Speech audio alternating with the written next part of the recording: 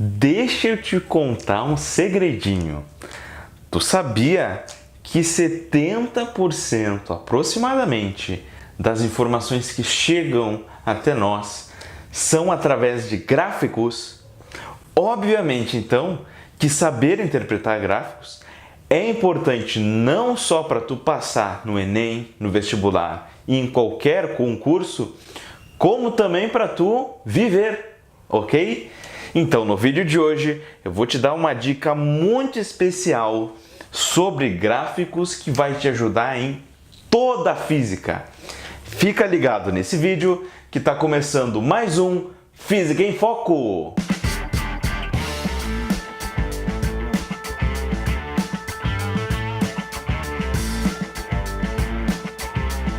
Muito bem, galera! Vamos então a duas dicas sobre gráficos. Dicas essas que servem para todo o conteúdo de física. Dicas universais para a física e também para as outras matérias. Primeira dica. Vamos supor o seguinte. Eu tenho duas grandezas chamadas de x e y. Sei lá, podem ser força, deslocamento, quaisquer grandezas x e y. Vamos supor que quando eu multiplico x por y, isso como resultado deu uma outra grandeza z, uma outra grandeza qualquer. Então, multiplicando essas duas dá uma grandeza z. Meus queridos e minhas queridas, sempre que isso acontecer, quando multiplicarmos duas grandezas e tiver uma outra resultado disso, olha a dica que eu te dou. Se tu colocar um gráfico em que tu tem a grandeza x e a grandeza y, ou seja, as duas grandezas que foram multiplicadas, independente aqui do formato desse gráfico, temos uma propriedade muito interessante que é o seguinte, ó.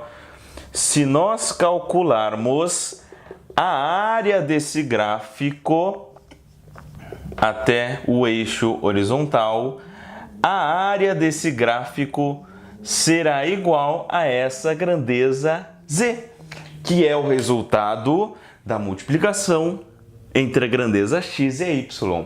Então, sempre que duas grandezas multiplicadas que estão aqui no gráfico derem como resultado a outra grandeza, essa outra grandeza eu posso encontrá-la como fazendo a área abaixo do gráfico.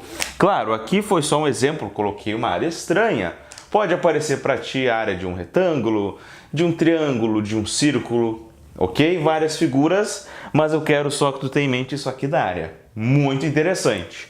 Vem comigo que eu vou te mostrar a outra dica, dica 2. Vamos supor agora que a grandeza x dividido pela grandeza y, então agora eu divido uma pela outra, isso que me dá a grandeza z. Então agora o que tem significado vai ser a divisão entre essas grandezas, ok? Quando isso aqui acontecer, se nós tivermos o gráfico que relaciona a grandeza x com a grandeza y, aqui como exemplo eu coloquei uma reta, a propriedade que nós teremos será a da inclinação da reta, ou seja, a inclinação que será igual, então, à grandeza z. Quanto mais inclinada, maior é a grandeza z. Então, sempre que a divisão entre duas grandezas der como resultado uma outra grandeza, nesse gráfico, a inclinação vai me dar a grandeza z. Resumindo as dicas, então, acompanha comigo? Quando a multiplicação der resultado, usa a área, calcula a área. Quando a divisão que der resultado, usa a inclinação. E aí, para não ficar tão abstrato para ti, coloquei aqui um exemplo em que tu vai usar essas duas propriedades. Acompanha comigo.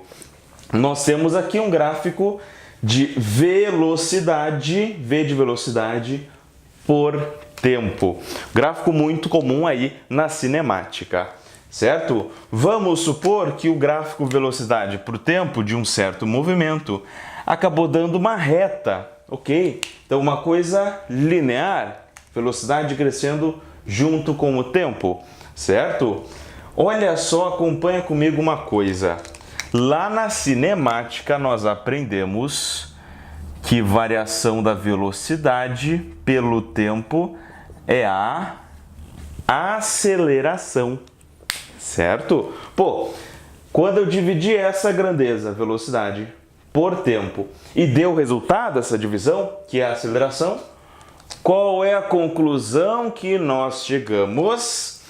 Que a inclinação dessa reta, isso aqui, ó, essa inclinação será igual à aceleração.